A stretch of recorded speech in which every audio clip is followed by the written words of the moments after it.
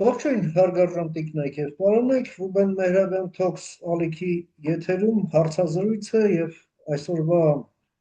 իմ հյուրն է քաղաքագետ Դավիթ Ստեփանյանը։ Ողջույն, պարոն Ստեփանյան, շնորհակալ եմ, որ հրավերս ընդունեցիք։ Հրապարակվել է կառավարության ծրագիրը 26-31 թվականների հատկապես, այսպես ասենք, ինտրիգայինը, հա, այսպես լրատվական դաշտում դա արտաքին քաղաքականության բաժինն է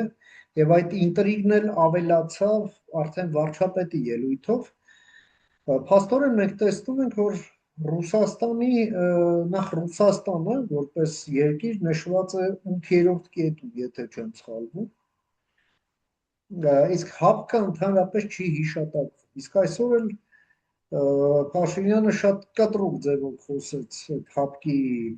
վերադառնալու բացառման մասին մեկ եւ երկրորդն էլ ասաց, որ ուրախ կլինենք, եթե մեզ այդտեղից քշեն։ Ձեր մեկնաբանություն։ Ես կարծում եմ եւ կառավարության ծրագրի առաջնահերթությունները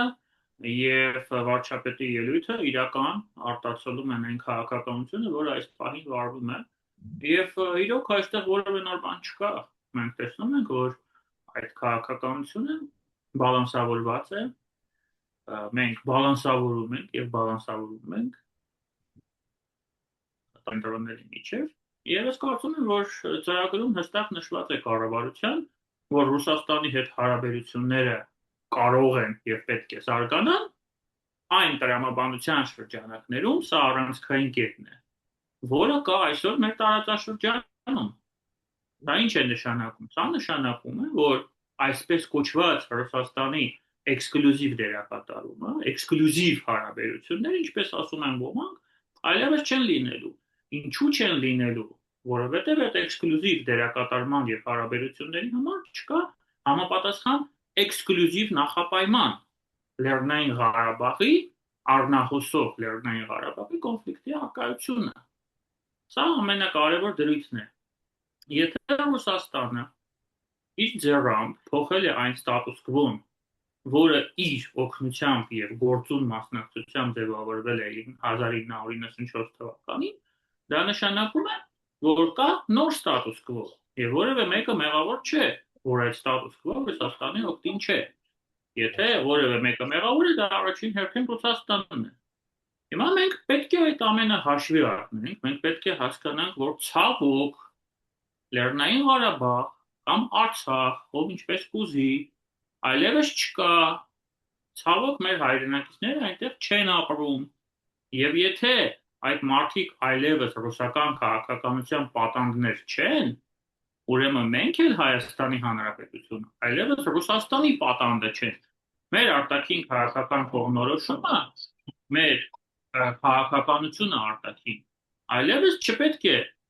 համեմված լինի Ռուսաստանի հետ էքսկլյուզիվ հարաբերություններով։ Եվ ես կարծում եմ, որ այն, ինչ որ գրված է կառավարության ծրագրի այդ արտաքին քաղաքական մասով, եւ այն, ինչ այսօր հերթական անգամ ասել է վարչապետ Փաշինյանը, արտացոլում է այս քաղաքական իրողությունները։ Պարոն Ստեփանյան, նաև կատեգորիկ ձևով նա խոսեց երկաթուղիների ճակատագրի մասին։ Եվ ահա քիչ առաջ մեր այս զրույցից հայտնի դարձավ, որ հոկտեմբերին Հայաստան կայցելի Ղազախստանի նախագահ Կասիմ-Ժոմարտ Տոկաևը։ Եվ այսօրվա այդ հեռախոսազրույցի ընթացքում,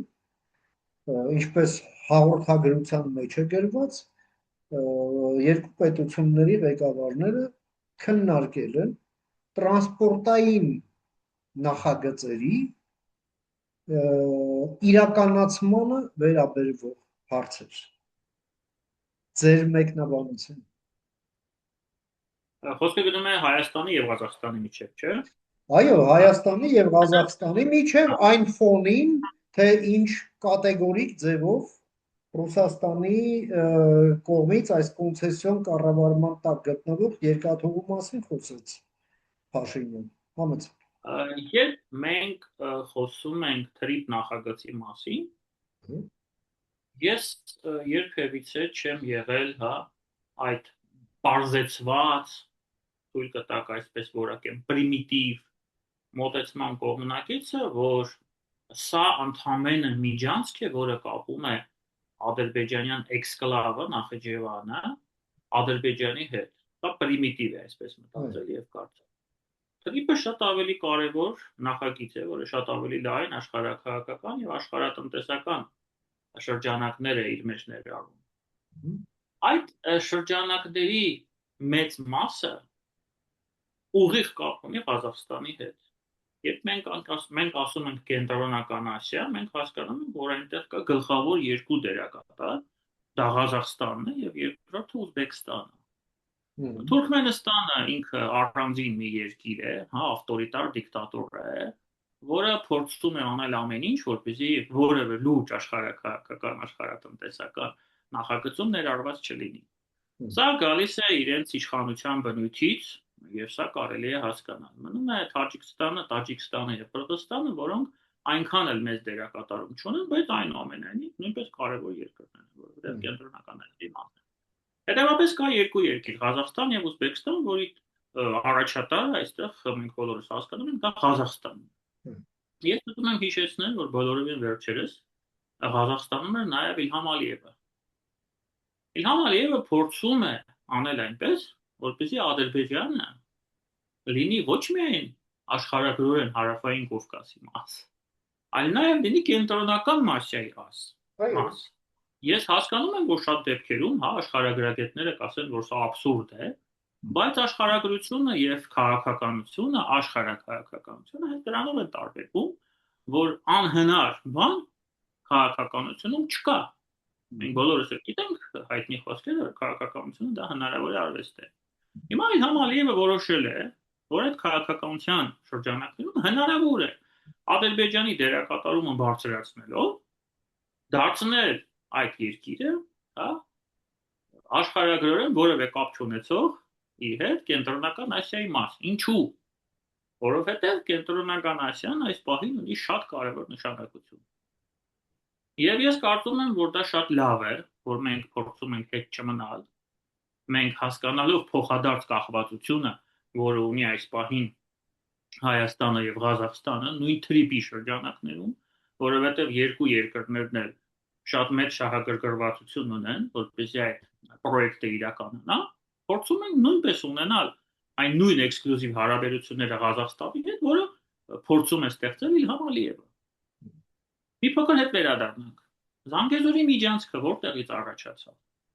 Այդ գաղափարը Զանգեզուրի միջանցքի, որ Ալիևը անդադ ասում է ես եմ առաջամարտիկը, չէ՞։ Այդ պրիմիտիվ խղճուկ, հա, հասկացությունը, որը կա Հայաստանում, որ դա Նախիջևանը եւ Ադրբեջանը ընդհանրապես կապող ճանապարհ է։ Ոչ։ Նույնիսկ այդ Զանգեզուրի միջանցքը թրիպը, որը Ալիևը փորձում էր ներկայացնել Զանգեզուրի միջանցք, շատ ավելի մեծ դերակատարում ուներ նույն Ալիևի համար։ Դա բոլորովին Նախիջևանը եւ Ադրբեջանը կապող ճանապարհ չէ իրենց համար։ Դա փորձ էր հասնել մոնոպոլ իրավունքների Հայաստանի տարածքի մի մասին, կլինի դա միջանցքի կարգավիճակ, կլինի դա տարածքի սեցեսիա, կամ կլինի դա 21-22-ին դա էլ էր քննարկվում, զինված հարձակում եւ տարածքի օկուպացիա, որպեսզի հետագայում վաճառել այդ ճանապարհը կամ միջանցքը նույն կենտրոնական Ասիային, նույն ԱՄՆ-ին, նույն Եվրամիությանը եւ նույն Թուրքիային։ Այսինքն բոլոր ուժային կենտրոններին եւ տարածաշրջաններին, որոնց համար այդ ճանապարհը իրապես կյանքի ճանապարհ է այսօր։ Այսինքն Ալիևը փորձում էր վաճառել մեր տարածքը իր տարածքի հետ միասին աշխարհաքաղաքական լուրջ դերակատարներին։ Եվ այդ պրիմիտիվ մոտեցումը, որ դա ընդհանրապես Նախիջևանը կապում է Ադրբեջանի հետ, ես առաջարկում եմ մենք ընդհանրապես գոնե այսօր, երբ արդեն ամեն ինչ պարզ է բոլորին, հա, գոնե դնենք մի կողմ։ Այս առումով ես կարծում եմ շատ կարևոր է, որ Հայաստանը եւս փորձում է գործընթացներից հետ չմնալ, եւ մեզ համար այո շատ կարևոր են Ղազախստանի հետ հարաբերությունները, որովհետեւ Ղազախստանը այս լուրջ քաղաքական աշխարհաքաղաքական կոմբինացիայում առաջատար երկրներից առնվազն մեկն է։ Տեսեք, պարոն Ստեփանյան, Երբ մենք տեսնում ենք այսպիսի կատեգորիկ հայտարարություններ Հայաստանի վարչապետի կողմից այս երկաթուղու ճակատագրի նկատմամբ, եւ դա խոսվում է Հայաստանի շահերը հետապնդելու համատեքստում եւ նույնիսկ պահանջ է դնում Պուտինի առաջ, չէ՞, այսպես հրապարակային, որ լուծեք այդ հարցը, մենք բարեկամական լուծման կողմնակից ենք եւ ընդհանուր մինչեւ 400 միլիոն դոլարով կարելի է այդ ուրեմն կոնցեսիայի հարցը լուծել, Ռուսաստանն էլ օգուտ կստանա եւ այլ եւ այլ։ Հիմա մանավանդ այս Տոկաևի այցով ինչ եք կարծում, սա նման չէ նրան, որ մինչև այդ հապկի վերջնագրի ժամկետը նոյեմբեր, մինչև դեկտեմբերին ԵԱՏՄ-ի վերջնագրի ժամկետը եւ գազի ըստեյության այդ պայմանավորվածության ժամկետի ավարտը, այնուամենայնիվ մենք տեսնում ենք երկաթուղու հարցը ոնց որ թե արդեն իսկ լուծված պետք է լինի։ Այդպիսի տրամադրվածություն եւ հանգամանքների դասավորություն դուք տեսնում եք, թե ոչ։ Համեցեք։ Եկեք հա փորձենք հերթականությամբ։ Ես բազմիցս եմ դապնդել եւ հիմա էլ եմ պնդում, որ Հայաստանի եւ Ռուսաստանի միջև հարաբերությունների գլխավոր խնդիրը դա ոչ թե հապկն է։ Հապկը ընդհանրապես այսօր խնդիր չէ։ Մենք հապկում փաստացի եւ այսօր վարչապետը դա ուղիղ ասեց ազգային ժողովի անկյունում։ Մենք հապկի անդամ չենք։ Մենք անդամ ենք դե յուրե։ Դե ֆակտո մենք անդամ չենք։ Մեզ հապկի հետ որևէ բան չի կապվում։ Եվ եթե ինչպես Պեսկովն է ասում, իրենք մի օր ցանկանան տեսնել, որ մենք այնտեղ չենք, այդ որոշումը պետք է կայացնեն իրենք, բայց ոչ թե մենք։ Ես միշտ եմ դա ասել եւ հիմա նորից եմ ասելու։ Հապկից դուրս գալը դե յուրե Հայաստանի Հանրապետությունը շահերի չի բխում։ Եթե իրենք ուզում են, թող իրենք մեզ հանեն։ Դե ֆակտո մենք հապկում չպետք է անդամ լինենք ընդհանրապես։ Եվ առնվազն չպետք է լինեն 20 թվականից սկսած, սեպտեմբերի 27-ից, այլ ոչ թե 22 թվականի գարնանից կամ 20 աշնանից։ Սա ինչ վերաբերում է հապկին։ ԵԱՏՄ-ն էլ ամենակարևոր խնդիրը չէ հայ-ռուսական հարաբերությունները։ ԵԱՏՄ-ն ընդհանրապես ինչ որ պատժամիջոցների, այսպես ասած, մտրակ է, որը իրենք փորձում են օգտագործել Հայաստանի դեմ։ Մեր խնդիրը ԵԱՏՄ-ն չէ։ Հայաստանը ԵԱՏՄ-ի շրջանակներում որևէ խնդիրներ Ռուսաստանի համար չի հարուցում։ Մեր գլխավոր խնդիրը դա երկաթուղին է։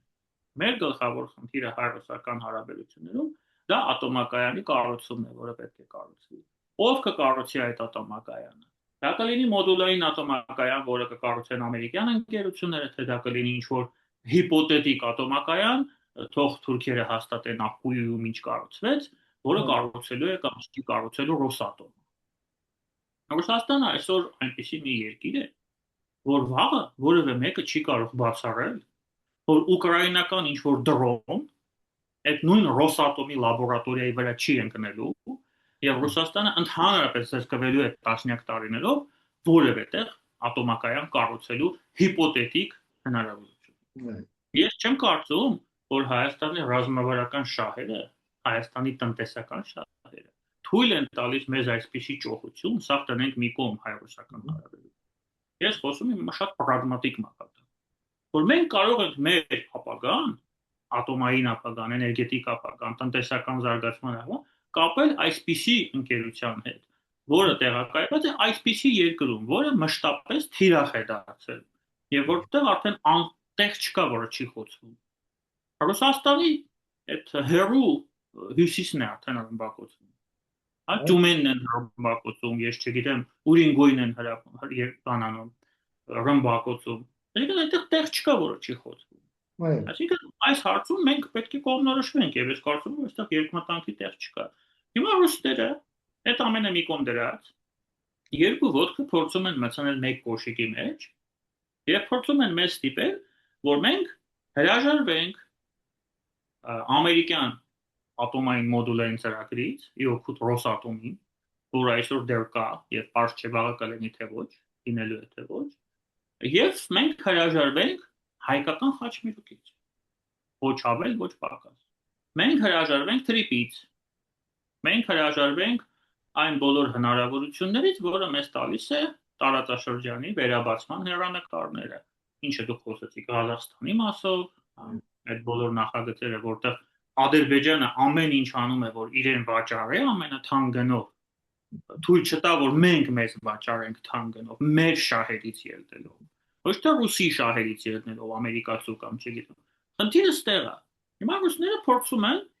անել այնպես, որ մենք դա չանենք։ Ես կարծում եմ, որ շատ ողջամիտ մոտեցում է առաջարկել գումար ռուսներին։ Սա այսպես ասած լավ տոն է, քաղաքական տոն, որպեսզի ռուսներն էլ իրենց փողը ստանան եւ գնան իրենց ճանապարհով, մենք էլ գնանք մեր ճանապարհով։ Եթե ռուսները հրաժարվեն այդ ողջամիտ, ես կասեի բարիդրացիական առաջարկից, երևի թե պետք է ուղղակի կոնցեսիան միակողմանի խլել եւ թող ռուսները գնան եվրոպական արբիտրաժային դատարանում, ապացուցեն, որ իրենք ճիշտ են, իսկ մենք սխալ։ Ես կարծում եմ, որ այս պահին ամենաողջամիտ որոշումն է ընդունվել առաջարկել գումար։ Եթե ռուսները այդ գումարը կվերցնեն, խնդիրը կլուծվի։ Եթե չեն վերցնում, ուրեմն պետք է միակողմանի խզել, իսկ դրա համար կան հարյուրավոր պատճառներ, որովհետև Հարավկովկասյան երկաթուղու գործունեությունը Հայաստանի Հանրապետության տարածքում 18 տարվա ընթացքում, այսպես ասեմ, առնվազն եղել է ոչ բավարար։ Եվ ցանկացած մարդ, որը առնչվել է այդ երկաթուղու հետ, իրենց ոճի, աշխատանքի ոճի,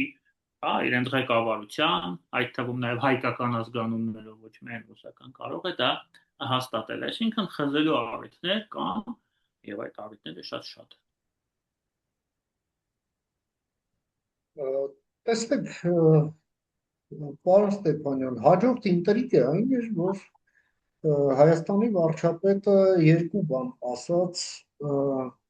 Եվրամիության հետ կապված, այն որ 29 թվականին այդ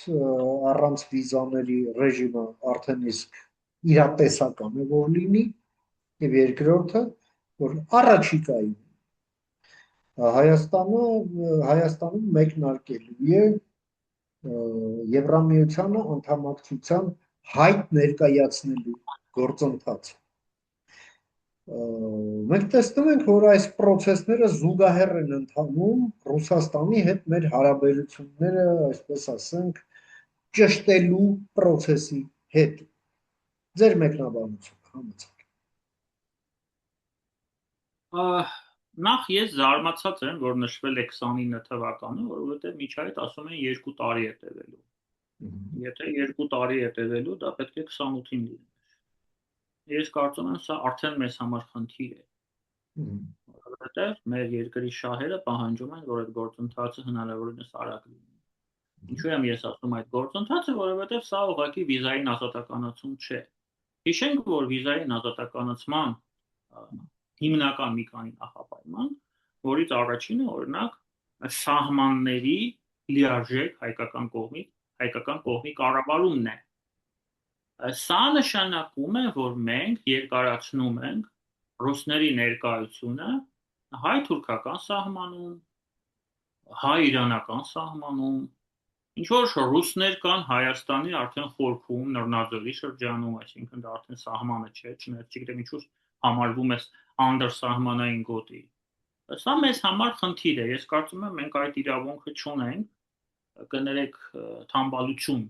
ժողովրդի լեզվով ասեմ, այդ թամբալության իրավունքը չունենք։ Դա կարողությունների հարց է, բայց ես կարծում եմ, որ սահմանապահ ծառայության այսպես ասած լիցքավորումը, կադրերով համալրումը պետք է ավելի արագ ընթանա։ Մենք պետք է հնարավորինս շուտ ռուսներին բոլոր մեր սահմաններից անխտիր դուրս թողենք։ Դա կարևոր հարց է։ Եվ սա ինձ համար ավելի կարևոր է, քան թե վիզային ազատականացումը։ Մենք պետք է հասկանանք, որ մինչև մենք դա օրինակ չանենք, պայմաններից մեկն ընդհանրապես այդ ազատականությունը չի լինելու։ Այս առումով ես այնքան էլ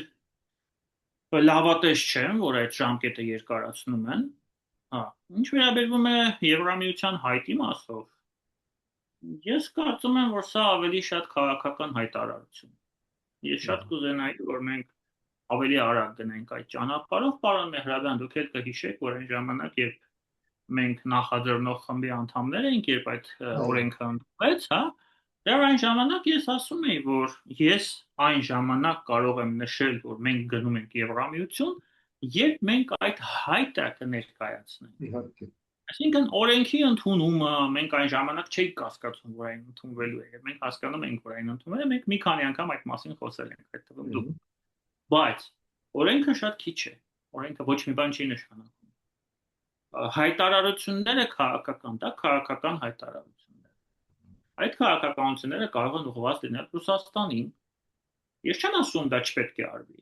Դա կարելի է ուղղված ուղղել Բրյուսելին ինչ-որ հարցերով, միգուցե Ադրբեջանին ինչ-որ ոչ, տարբեր քաղաքական նպատակահարմարություն կա, բայց դա քիչ է։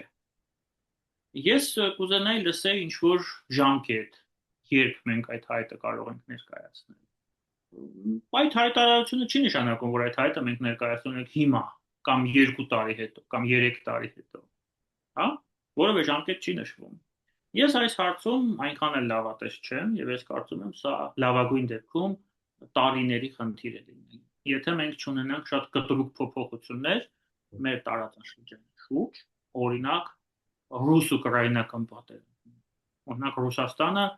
միանգամից, չգիտեմ, ջախջախվի, կամ Ուկրաինան կարողանա իր ամբողջ տարածքը 91 թվի սահմաններով ազատագրի։ Այսպիսի փոփոխության դեպքում, այո, ֆորս մաժորային իրավիճակ է ստեղծվել, մենք հնարավորություն կստանանք այդ ճանապարհը շատ ավելի արագ անցնել քաղաքական նպատակահարմարության մասով։ Բայց սա ավելի շատ կարծում եմ մեր ցանկություններն են, այսպես ասեմ, բարի ցանկություններն են, եւ ես չեմ կարծում, որ մոտակա տարիներին մենք այդ հայտը կներկայացնենք։ Եվ պարոն Ստեփանյան, եւս մի հարց էլ կցանկանայի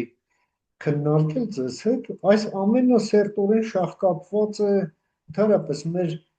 հարևանների հետ հարաբերությունների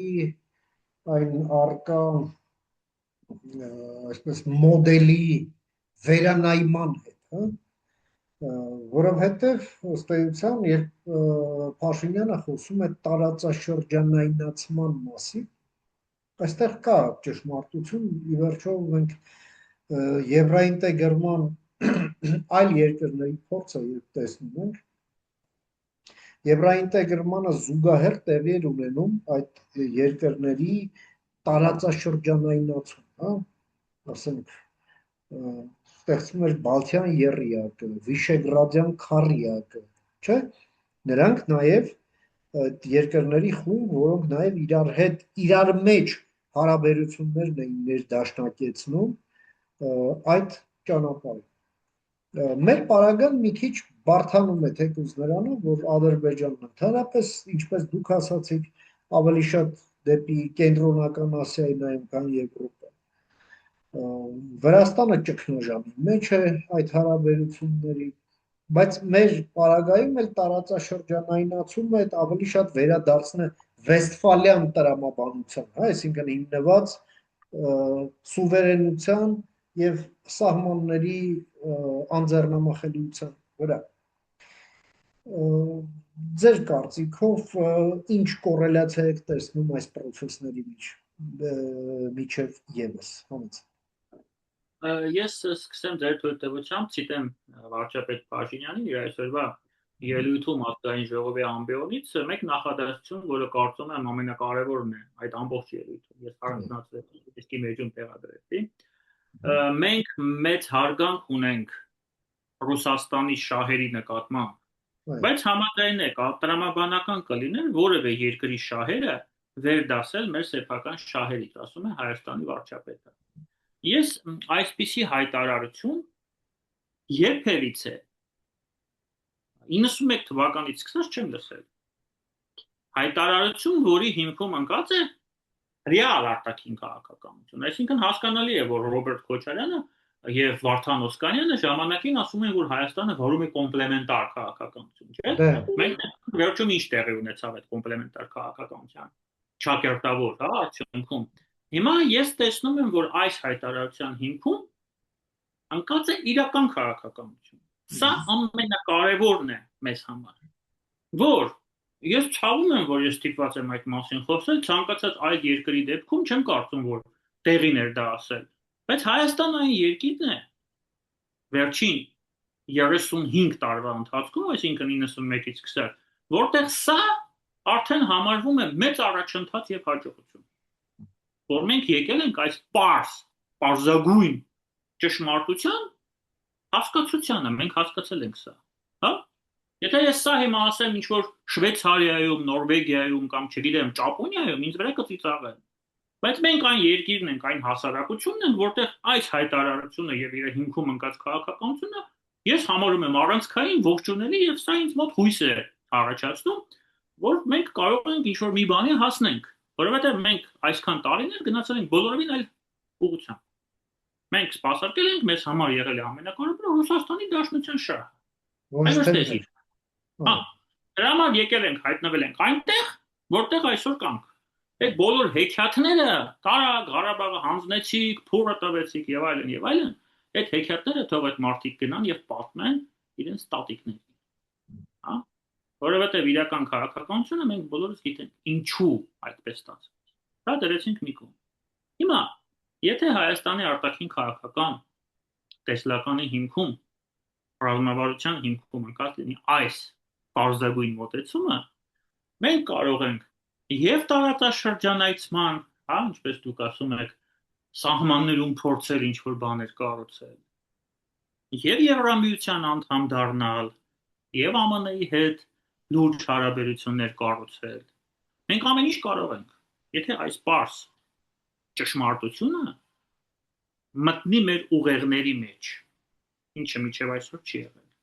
Ես միշտ բացասական եմ վերաբերվել տարածաշրջանացման քաղաքականության, այն ինչ կոչվում է 3+3։ Եվ առաջին օրվանից պնդել եմ, որ սա մեռելածին ֆորմատ է, որովհետև եւ վտանգավոր շատ որոշ վտանգավոր դեպքերում մեռելածին։ Եվ ժամանակը ցույց տվեց, որ այն մեռելածին է։ 3+3-ի մասին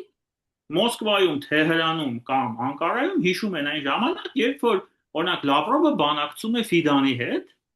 եւ ինչ որ բան պիտի ասի դիվանագիտորեն, հա, այդ բանը իրենք հիշում են այդ 3+3-ի մասին,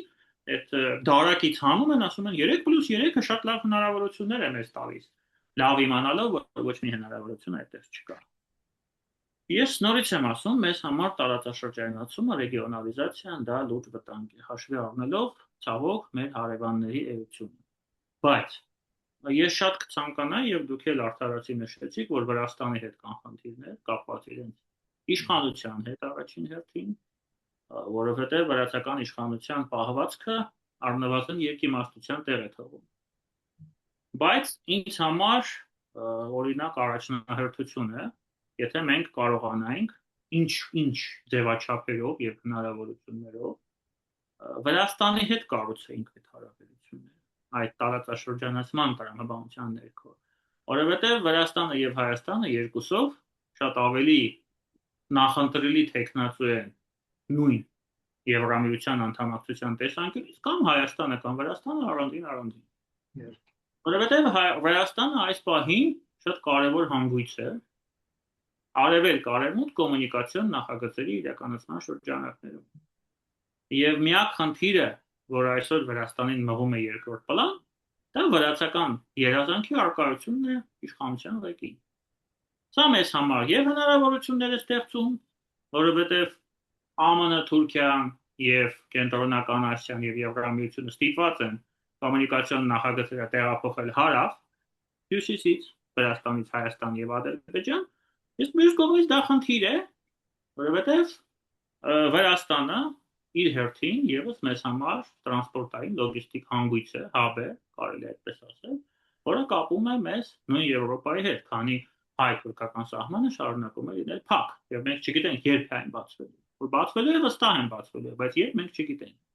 Դրա համար Վրաստանի հետ հարաբերությունները ես կարծում եմ մեզ հետ պետք է լինեն, մեզ համար պետք է լինեն գերակա։ Մենք պետք է ամեն ինչ անենք, ձեր տարածաշրջանացման հարցի շրջանակներում եմ ասում, որ մենք Վրաստանի հետ կարողանանք այդ նույնիսկ այս գաղափարի շրջանակներում այդ միությունը, այդ սերտ հարաբերությունները կառուցել, որովհետև դա միանշանակ բխում է եւ Հայաստանի եւ Վրաստանի շահերից։ Եվ իդեպ Ադրբեջանը եւս այդ ամենը շատ լավ գիտակցում է եւ Ալիևի վերջին այցը ամիսներ առաջ, որը տեղի ունեցավ Վրաստան, երբ ինքը հանդիպում էր ոչ թե Կոբախիձեի հետ, այլ Բիձինա Իվանիշվիլիի հետ, դրա վառ արտացոլում էր։ Շատ շնորհակալ եմ, պարոն Ստեփանյան, ձեր Ես այս եմ ձեզ շատ շնորհակալ։ բովանդակալից եւ կարևոր դիտարկումները եւ գնահատականները այս կարևոր թեմայով մեր հեռուստադիտողին ներկայացնելու համար եւ ձեր ժամանակից այս